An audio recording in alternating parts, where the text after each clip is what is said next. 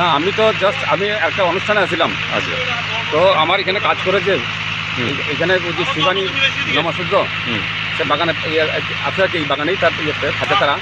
তো আমার ফোন করে করলো যে এখানে 5:30-5:50 হইব, তখন আমরা এইটা তখন ইয়েতে দৌড়াইয়া আইসিয়ে কিনে আছি গিয়া দিয়ে জায়গায় জায়গায় আগুন দেওয়া এটা। তো অনেক বেশ কিছু জায়গা পুরা গেছে গা।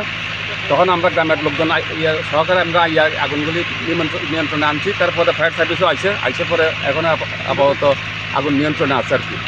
আচ্ছা, কয়টা নাগাদ আগুনটা লাগছে? না, এরকম তো এক্সাক্ট টাইমটা আমি বলতে পারবো না। আমি তো এই 5:30-5:45 নাগাদ আমি খবর পাই, আমি আইছি। আচ্ছা, এই বাগানটা কতটুকু এরিয়ার বাগান এটা? কতখানি? এটা বাগান তো হইল এটা 3 হেক্টরের উপর আছে। 3 হেক্টর উপর। তা আপনার কীরকম ক্ষতি হয়েছে মনে করেন? কত লক্ষ টাকা ক্ষতি হইতে পারে? না, ক্ষতি হয়েছে মানে গাছ তো মানে চারিদিকে গাছ পুরা গেছে গা। গাছ পড়ছে এবং কালকে সকাল ছাড়া এটা দেখা যেত না, এখন তো রাত্রেবেলা দেখা যেত না। তো আমরা এই আগামীকাল সকালবেলা দেখবো আর কি কোন দিক দিয়ে বাস। আমরা এখনও কিছু অ্যাসার্টেন হয়েছে না, আগামীকাল বলতে পারবো। আচ্ছা,